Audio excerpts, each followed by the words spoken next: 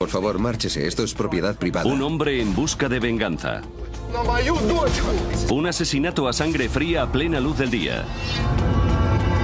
Provocado por un incidente que se produjo a 10.000 metros de altitud. Cuando un viaje de ensueño se convirtió en el peor accidente aéreo de la historia de Alemania. Los investigadores debían averiguar por qué dos modernos aviones estaban en el mismo lugar al mismo tiempo.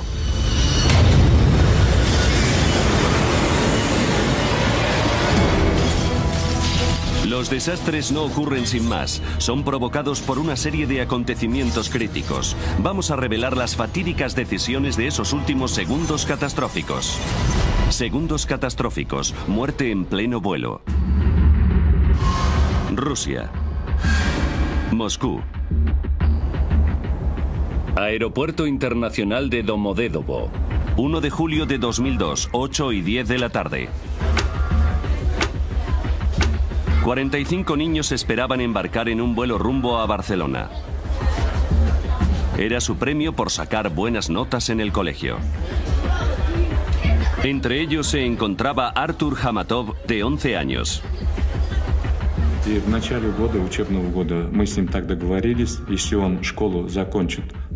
A principio de curso acordamos que si sacaba buenas notas podría ir de viaje con su clase.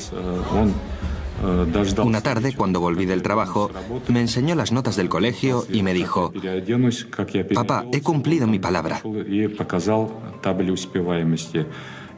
Me miró como con un interrogante en sus ojos y le dije: «Está bien, te prometo que podrás ir».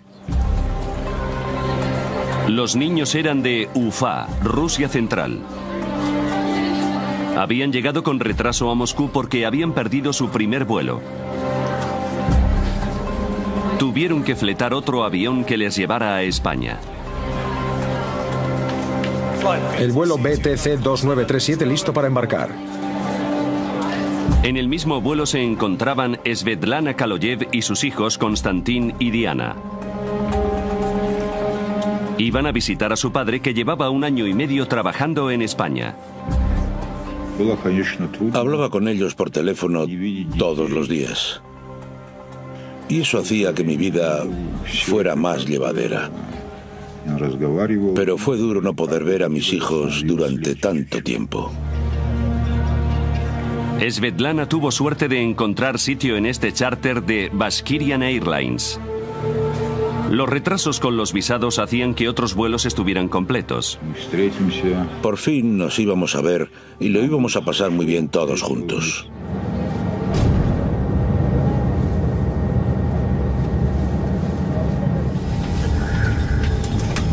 La tripulación terminaba de prepararse.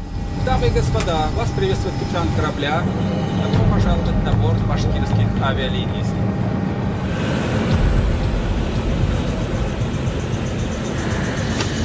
8:48 de la tarde.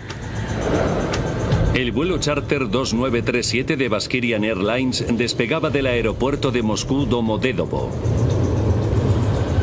Distancia a Barcelona 3.000 kilómetros.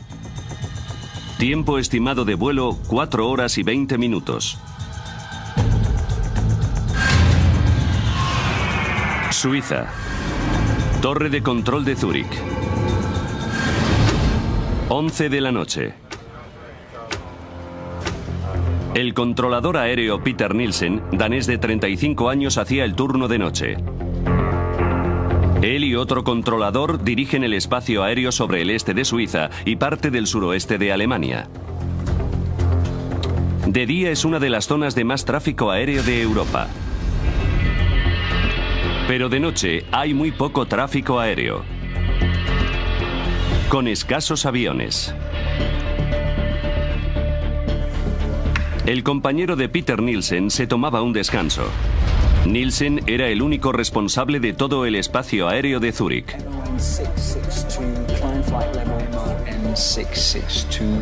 Activó un radar para el tráfico que atravesara su zona y otro para los aviones que fueran a aterrizar en el vecino aeropuerto de Friedrichshafen.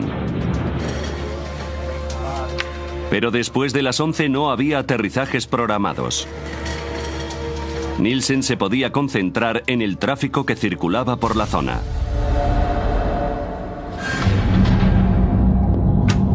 Once y 6 minutos de la noche. Svetlana Kaloyev y sus hijos, junto con el resto de pasajeros del charter de Bashkirian Airlines, sobrevolaban Austria a unos 10.000 metros.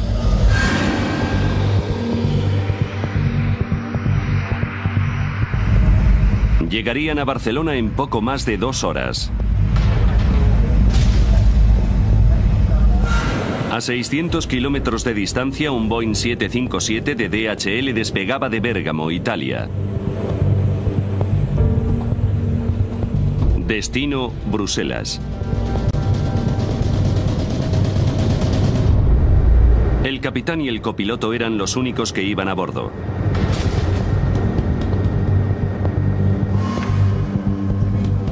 Los ingenieros de mantenimiento llegaban a la sala de control de Nielsen. Iban a comprobar el radar principal.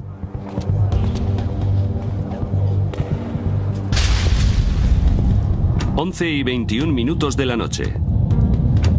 El vuelo 611 del avión de carga DHL entraba en el espacio aéreo de Nielsen. El capitán pidió permiso para ascender a 10.000 metros de altitud. Radar suizo, buenas noches. DHX 611. DHX 611. Identificado. Ascenso programado en 4 o 5 minutos. Antes de dar permiso para ascender, Nielsen tenía que regular tráfico. Descenso de vuelo 320. Los ingenieros de mantenimiento necesitaban trabajar en el sistema telefónico. ¿Podéis hacerlo rápido, por favor? Gracias. 11 y 25 minutos de la noche. Un avión inesperado se aproximaba a Friedrichshafen. Nielsen tuvo que cambiar de estación de radar. Pero el vuelo retrasado AF1135 se aproximaba para aterrizar.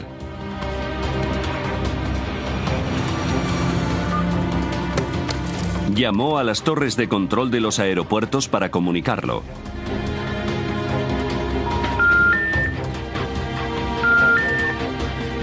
No podía contactar con ellos. Pero todavía quedaban 10 minutos para que el Airbus aterrizara. Por lo que volvió al radar del tráfico de su zona. DHX 611. Y dio al avión de carga DHL luz verde para ascender a 10.000 metros. Ascenso de nivel 360.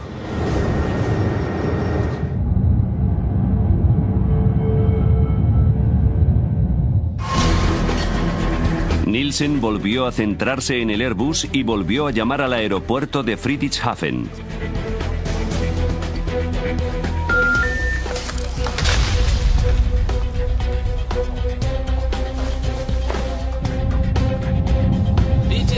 BTC 2937. El charter de Bashkirian Airlines contactó al aproximarse a su espacio aéreo. Aquí torre de control, repita. BTC 2937. Nivel 360. Nivel... Pero justo cuando Nielsen contestaba, el Airbus contactaba con él. Vuelo entrante AF1135. Aterrizaje programado en pista 20. De acuerdo, volvemos a hablar en breve. Nielsen llamaba a Friedrichshafen por tercera vez. Die gewünschte Verbindung ist nicht möglich.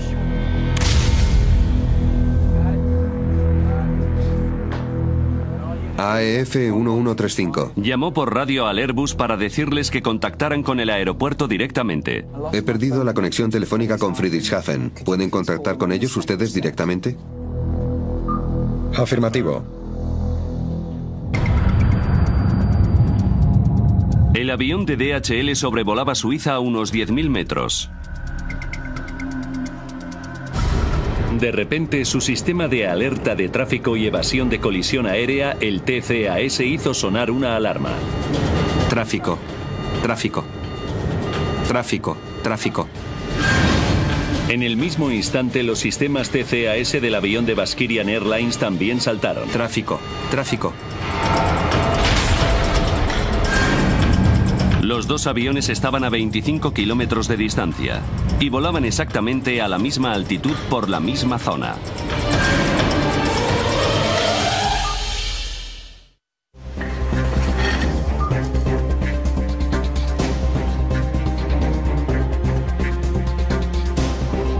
Peter Nielsen se dio cuenta de repente de que tenía un grave problema.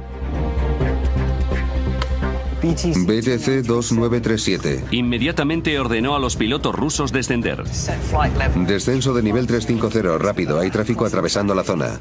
Segundos después, los sistemas CCAS les decían justamente lo contrario. Ascenso, ascenso, ascenso. Dice que ascendemos y el controlador que descendemos. Ascenso, ascenso. Al mismo tiempo, el TCAS del DHL decía que descendieran. Descenso, descenso.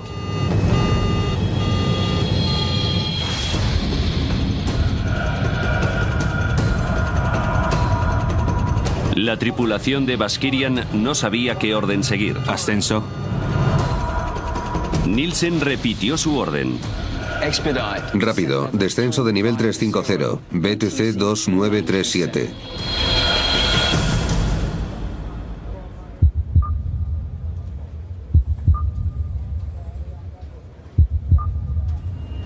Cuando vio que habían seguido sus órdenes, Nielsen les comunicó que el avión DHL se les estaba acercando por su lado derecho. Hay tráfico en posición 2 en punto, a 360. Volvió a comunicar con el Airbus.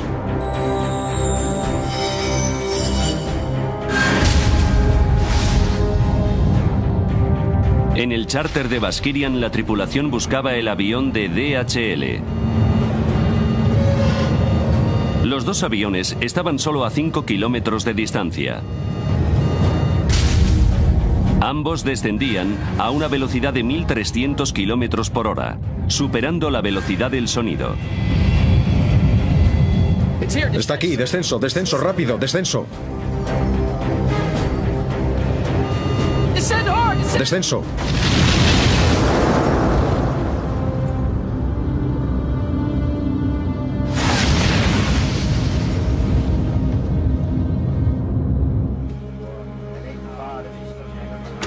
y 35 minutos de la noche. AF 1135. La tripulación del Airbus lograba por fin contactar con el aeropuerto de Friedrichshafen. Vamos hacia allá, Friedrichshafen. Nielsen podía ahora transferir el avión. Afirmativo, adiós.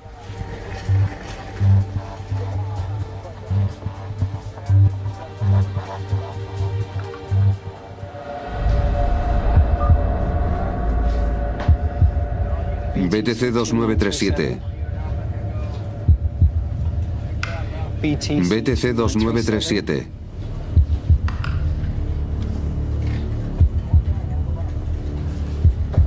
BTC 2937.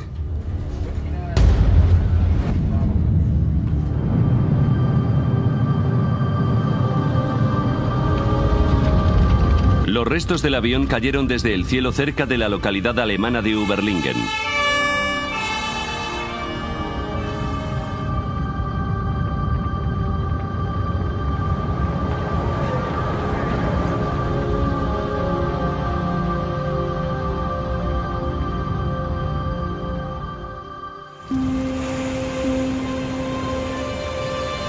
Al amanecer, la policía inició la mayor operación que se había llevado a cabo nunca en la zona.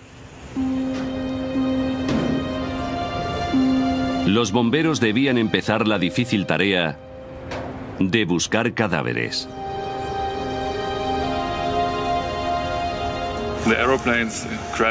Los aviones han chocado y ha muerto toda la gente que iba en ellos.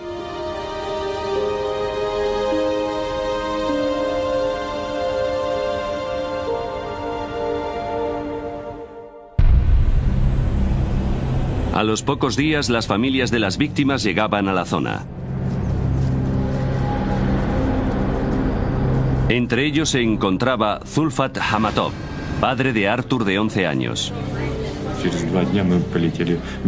Fue una gran conmoción. Muchos padres se desmayaron al ver las alas y la cola del avión destrozados. Teníamos la esperanza de que los niños hubieran podido escapar corriendo de allí y que aparecieran por alguna parte. Creo que todos los padres esperábamos algún tipo de milagro. Vitali Kaloyev voló desde Barcelona confiando recibir la noticia de que su mujer y sus hijos no iban en ese vuelo. Tenía que asegurarme. Puede que no fuera su avión el que había chocado, que les hubiera pasado alguna otra cosa. ¿Cómo lo podía saber sin ninguna prueba?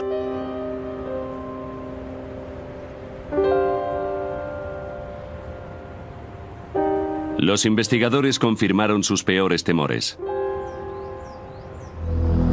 Se confirmó que las 71 personas a bordo de los dos aviones habían muerto. Era el peor accidente aéreo que se había producido nunca en Alemania. En una industria protegida por los sistemas de seguridad más avanzados y completos, ¿cómo podía ocurrir esto?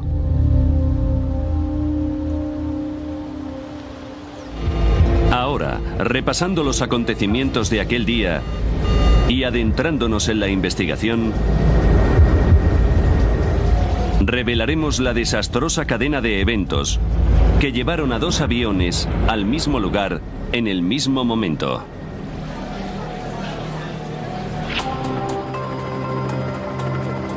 Los investigadores de la Oficina Federal de Investigación de Accidentes Aeronáuticos, o BFU, fueron requeridos en la escena. Jens Friedemann fue nombrado responsable del lugar del accidente.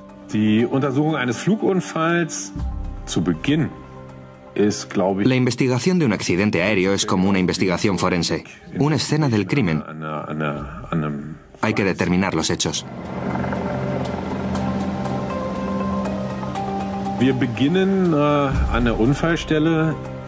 En el lugar del accidente había un caos total al principio. Había escombros por todas partes.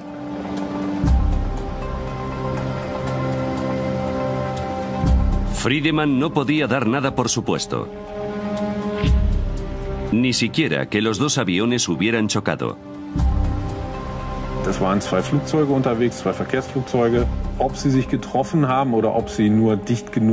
No sabíamos si los aviones habían chocado o si habían pasado demasiado cerca y habían perdido el control, ni qué había ocurrido en realidad. Sin las cajas negras, Friedemann solo podía especular con qué había ocurrido examinando los fragmentos de escombros. Las piezas claves fueron trasladadas a unas instalaciones especializadas del norte de Alemania. A Friedemann, el enmarañado de metales pronto le sirvió para aclarar los hechos.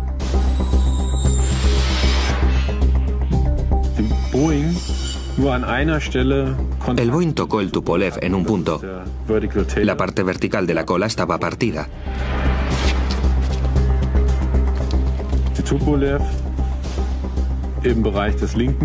El Tupolev tenía dañada el ala izquierda y la parte izquierda del fuselaje. También había pruebas de colisión en la parte inferior del ala derecha. Los restos revelaban que el avión de carga de DHL y el charter de Baskirian Airlines habían chocado en pleno vuelo. Ahora sabemos qué ocurrió. La cuestión es, ¿por qué ocurrió? ¿Por qué iban tan cerca? En el lugar del accidente, entre los fragmentos y restos de los dos aviones, los investigadores habían encontrado por fin lo que buscaban: las cajas negras de las dos aeronaves.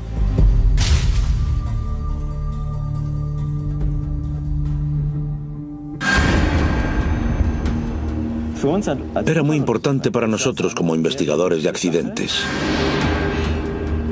Johan Royce, del BFU, Oficina Federal de Investigación de Accidentes Aeronáuticos, se unía a la investigación. Su trabajo consistía en analizar los contenidos de los grabadores. Los grabadores de voz de la cabina de mandos nos ayudaron a entender qué pasó en la cabina, por qué los pilotos tomaron las decisiones que tomaron. Royce comenzó examinando el sistema de alerta de colisiones aéreas, los TCAS. Nuestra primera tarea era determinar si los TCAS habían funcionado como tenían que hacerlo según su diseño.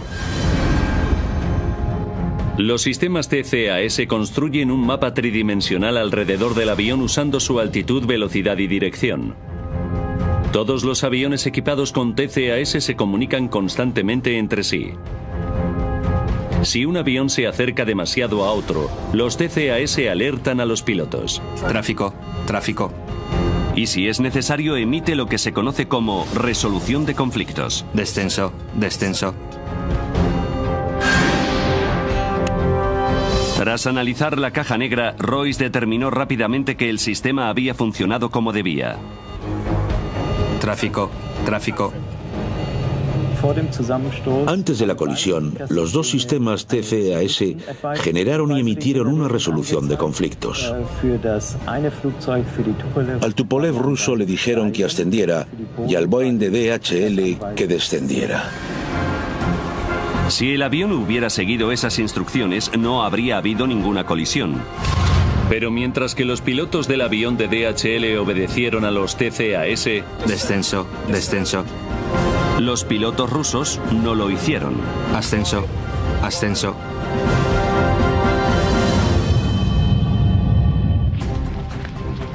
Expertos estadounidenses se están trasladando a la escena del accidente aéreo mortal al sur de Alemania. La colisión en pleno vuelo de Überlingen se había convertido en noticia internacional. Los medios especulaban libremente y buscaban culpables. Se dice que el piloto del avión ruso ignoró diversas órdenes de los controladores de tráfico aéreo. ¿Por qué los sistemas TCAS que sirven para evitar colisiones en este caso han provocado una? ¿Y por qué el avión ruso no descendió cuando se le ordenó la primera vez? ¿Por problemas de comprensión de idioma? Las órdenes de los controladores son siempre en inglés. Las grabaciones de la caja negra eliminaron rápidamente una de las teorías. Zurich, buenas tardes. BTC 2937, nivel 360. Con el grabador de voz de la cabina pudimos determinar que el idioma no fue el problema. La tripulación rusa tenía un buen nivel de inglés. Pero las grabaciones también revelaron un hecho sorprendente. Ascenso, ascenso. Dicen que ascendemos y el controlador que descendemos. Vimos que recibieron órdenes del controlador de tráfico aéreo. BTC 2937, descenso de nivel 350. Y nos dimos cuenta de que al mismo tiempo o inmediatamente después también hubo una resolución de conflictos del TCAS. Ascenso.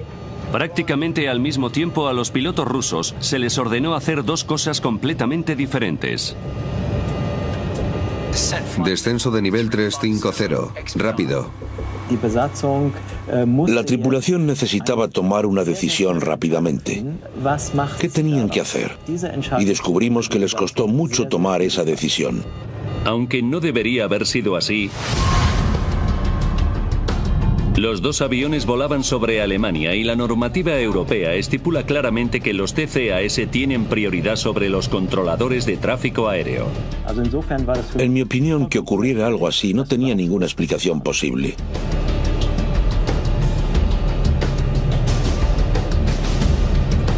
Ascenso, ascenso. ¿Por qué la tripulación no acató la orden de los TCAS como debería haber hecho?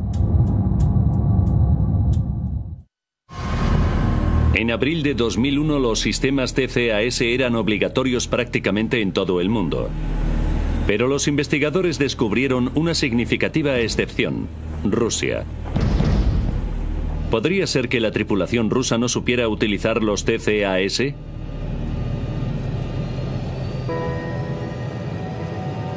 Rustam Mustafin es un antiguo piloto de Baskirian Airlines. Confirma que aunque no era un procedimiento estándar en vuelos domésticos, los aviones que hacían vuelos internacionales iban equipados con sistemas TCAS.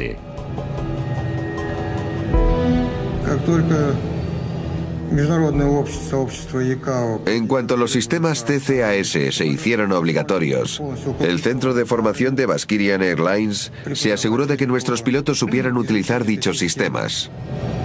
Mustafin volaba regularmente con los pilotos del vuelo 2937. En la época del accidente, ya teníamos bastante experiencia con los sistemas. La tripulación sabía cómo funcionaban los TCAS, pero ignoraron sus instrucciones. El manual de vuelo del Tupolev, la Biblia operacional del piloto, reveló por qué.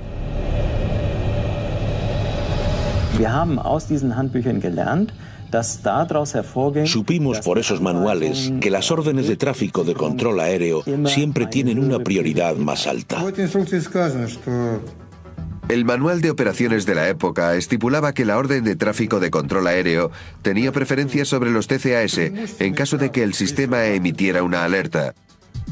Decía que control aéreo tenía la última palabra.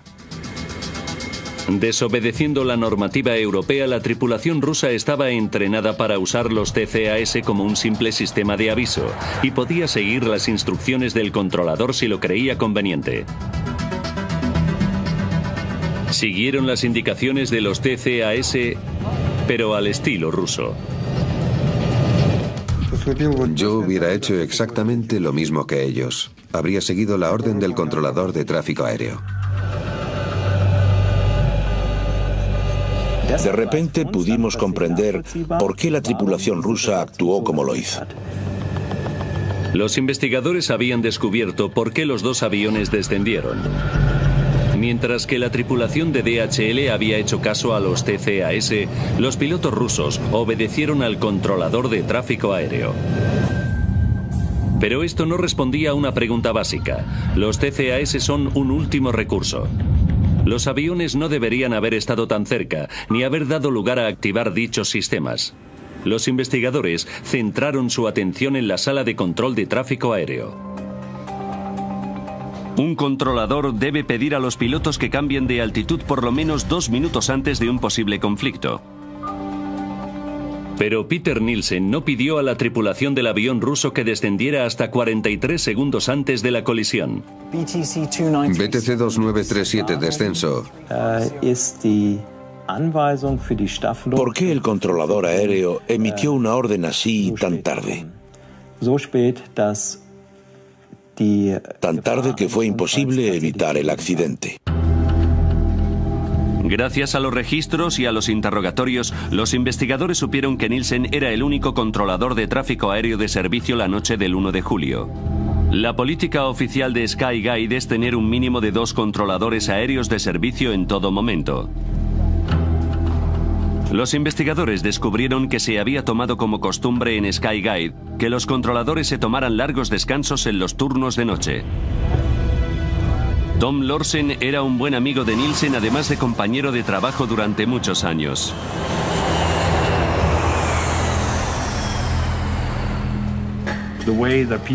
Peter hacía los turnos de noche como los hacíamos todos. Se quedaba solo un controlador porque había muy poco tráfico. Entre las 11 de la noche y las 6 de la mañana no se programan aterrizajes en los aeropuertos de la zona. Pero sobre las 11:25 del 1 de julio de 2002, Nielsen se encontró con un aterrizaje inesperado. El avión se aproximaba al aeropuerto de Friedrichshafen y él tenía que coordinarlo. Era muy poco frecuente que un avión fuera a Friedrichshafen a esas horas. Y supongo que al controlador le sorprendería bastante eso. Según la normativa, Nielsen debía contactar con la torre de control del aeropuerto antes de aprobar el aterrizaje del avión que venía con retraso. Algo rutinario. Con tan solo dar a una tecla, podía haber contactado con la torre de control de Friedrichshafen. Pero los registros indican que Nielsen no pudo contactar con el aeropuerto. Los investigadores averiguaron que fue por los trabajos de mantenimiento. El teléfono de Nielsen estaba siendo reparado. Pero incluso así, el controlador debía poder hacer una llamada con solo presionar una tecla. Sin embargo, un examen técnico de los teléfonos reveló un terrible problema.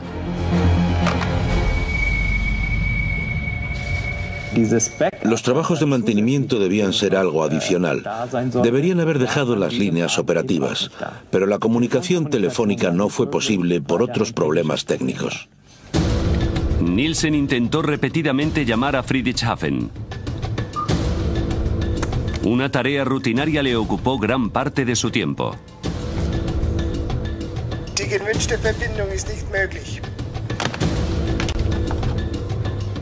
Estaba más ocupado que normalmente porque no podía hacer llamadas telefónicas. Tuvo que buscar soluciones alternativas. Tuvo que buscar otras formas de comunicación.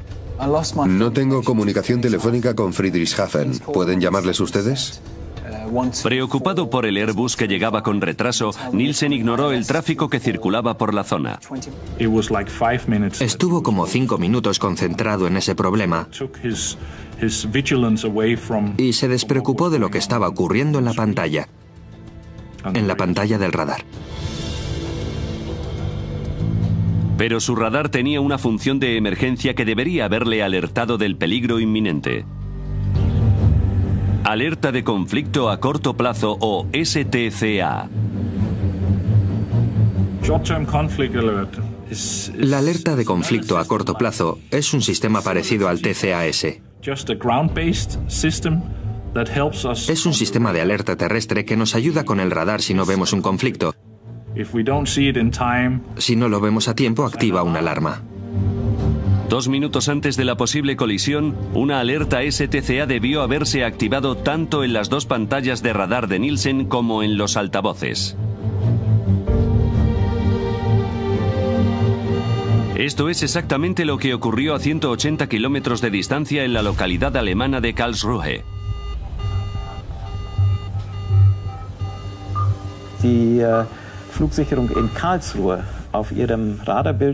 Los controladores aéreos de Karlsruhe habían visto en su pantalla de radar que 2 aviones estaban acercándose más de lo debido. Las grabaciones revelan que el controlador de Karlsruhe intentó llamar a Nielsen para avisarle. Pero las defectuosas líneas telefónicas de Zúrich le impidieron contactar con él. Según las reglas de aviación, no pueden contactar con aviones fuera de su espacio aéreo, a menos que el controlador a cargo haya perdido la conciencia o haya abandonado su puesto. El controlador aéreo de Karlsruhe decidió saltarse el protocolo e intentó llamar a Nielsen 11 veces en total, pero no consiguió hablar con él. BTC 2937. Los registros muestran que el sistema visual de STCA de Nielsen no se activó. Royce descubrió que el radar de Zúrich también estaba siendo reparado, por lo que tampoco estaba totalmente operativo.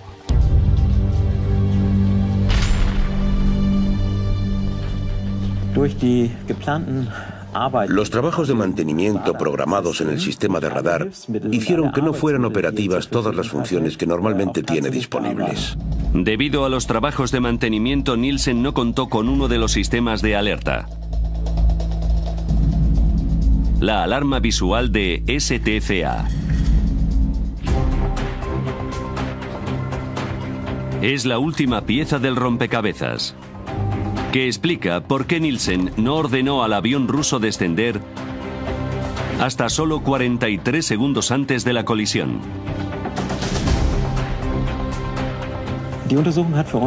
La investigación mostró que se produjeron una serie de acontecimientos desafortunados en la sala de control de tráfico aéreo. Si Nielsen hubiera oído la alarma STCA antes de que se activaran los sistemas TCAS en los aviones, no habría habido conflicto y el accidente se habría evitado.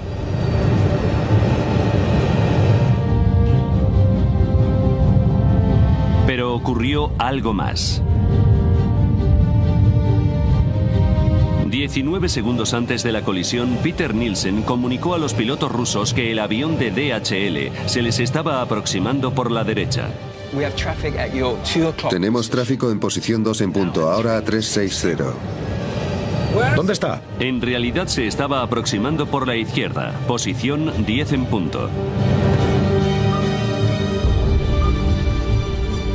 La única explicación que los investigadores pudieron encontrar para que cometiera este error es el estrés. No sabemos si los pilotos rusos habrían tenido tiempo de evitar la colisión, ni siquiera si hubieran visto el avión de DHL antes. Está aquí a la izquierda. Pero los registros muestran que en los últimos segundos lo intentaron.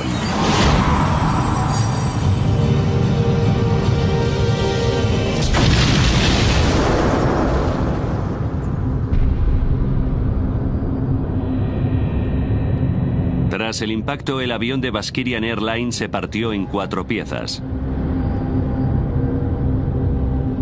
Sin parte de la cola, el avión de carga de DHL cayó en picado.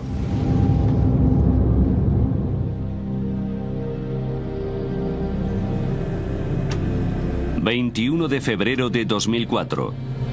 Mientras que los investigadores elaboraban el informe final, Vitaly Kaloyev volaba a Zúrich. Estaba obsesionado con encontrar a algún culpable de la muerte de su mujer e hijos. Quería oírles decir que eran responsables, pero que los perdonara si podía. Habían matado a muchos niños y no les había pasado nada. No habían pedido disculpas, no habían expresado ningún dolor, nada. Nielsen siguió trabajando en Skygate, pero en áreas de análisis de seguridad. Kaloyev averiguó dónde vivía. Fui a ver al controlador. Sabía que había trabajado esa noche. Todo esto tenía que llegar a su fin. Tenía que cerrarse. No podía esperar más y decidí terminarlo yo mismo. Nielsen salió. Era más alto que yo. Le mostré las fotos de mis hijos en sus ataúdes. Y él las apartó de un manotazo. Y después le di su merecido.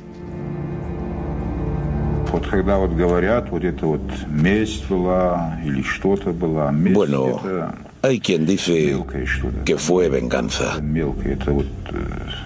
Pero la venganza es algo insignificante.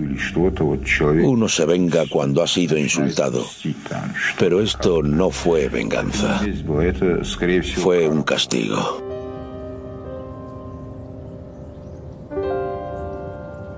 En Suiza, un hombre ha sido detenido por el asesinato del controlador de tráfico aéreo que estaba de servicio la noche en que 2 aviones chocaron hace 2 años.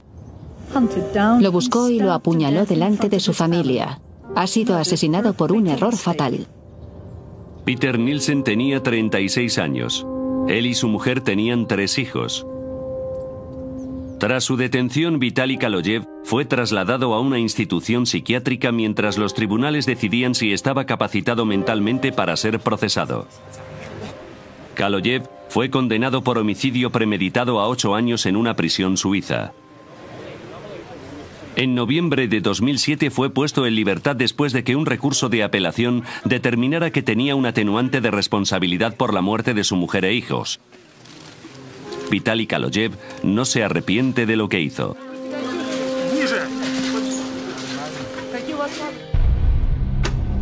En mayo de 2004, tras casi 2 años de meticuloso trabajo, el equipo de investigación alemán publicó su informe final.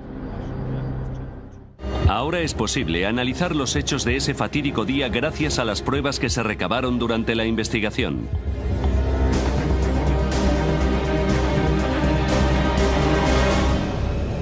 ...1 de julio de 2002... ...8:48 de la tarde... ...a 2:47 del desastre... Un vuelo charter de Baskirian Airlines despegaba del aeropuerto internacional de Moscú Domodedovo. 20 minutos para el desastre. En el centro de control de tráfico aéreo de Zúrich había 2 controladores de servicio. Uno se tomó un descanso. Peter Nielsen se quedaba trabajando solo. 12 minutos y 33 segundos para el desastre. Un avión de carga de DHL entraba en el espacio aéreo de Nielsen y pedía permiso para ascender a 10.000 metros. 9 minutos y 49 segundos para el desastre. Un Airbus retrasado se aproximaba para aterrizar en el aeropuerto de Friedrichshafen. Nielsen intentó llamar al aeropuerto para transferir el vuelo, pero sus líneas telefónicas no estaban operativas por trabajos de mantenimiento y las de emergencia eran defectuosas. 5 minutos y 21 segundos para el desastre. El charter de Baskirian Airlines se comunicó por radio con Nielsen. Volaba a 10.000 metros y estaba a punto de entrar en su espacio aéreo. 2 minutos para el desastre.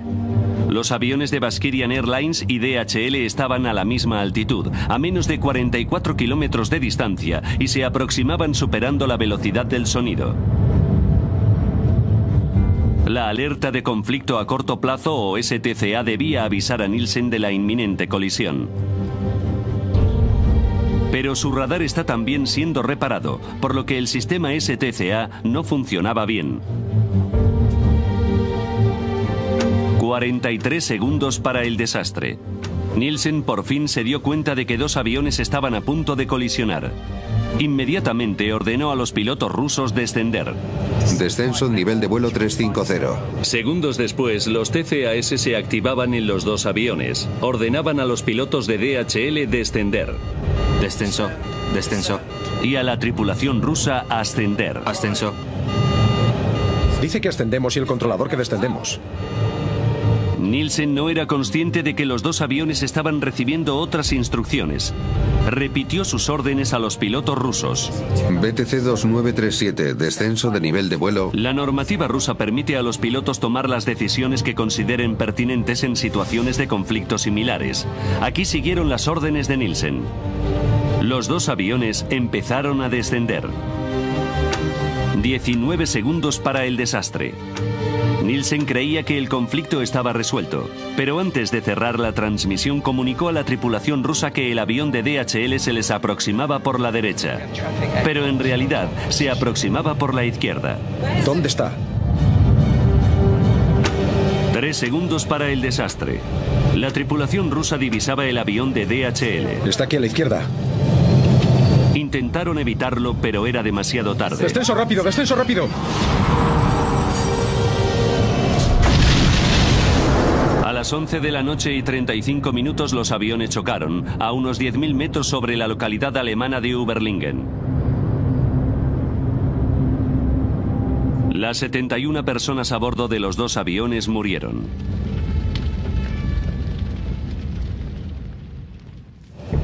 El informe de investigación alemán concluyó que Peter Nielsen y los pilotos rusos habían cometido graves errores.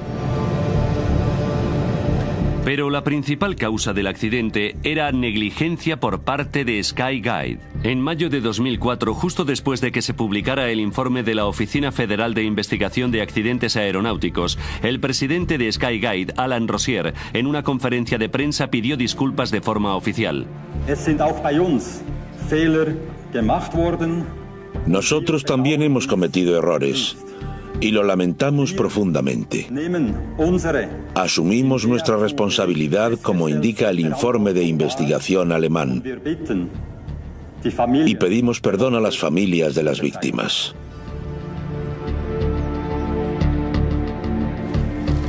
En septiembre de 2007, un tribunal suizo declaró a 4 empleados de Skyguide culpables de homicidio imprudente. A 3 de los gerentes que permitieron la política de un único controlador aéreo se les impuso 1 año de libertad condicional. El encargado de supervisar los trabajos de mantenimiento la noche de la colisión fue multado con 13.500 francos suizos, unos $11.000. Siguiendo las recomendaciones del equipo de investigación alemán, Skyguide implementó diversos cambios de procedimiento. Ahora siempre hay 2 controladores aéreos de servicio incluso durante los tranquilos turnos de noche. Nadie se volverá a encontrar en la situación en que se encontró Peter Nielsen. Los investigadores también recomendaron que las regulaciones de los TCAS internacionales y regionales concordaran con las de los manuales de operaciones de los aviones. Los TCAS deben tener prioridad sobre el control de tráfico aéreo. No se puede afirmar con un 100% de seguridad que este tipo de accidentes no volverá a ocurrir, pero estamos bastante seguros de que hicimos una significativa contribución para evitar que se vuelvan a producir accidentes así.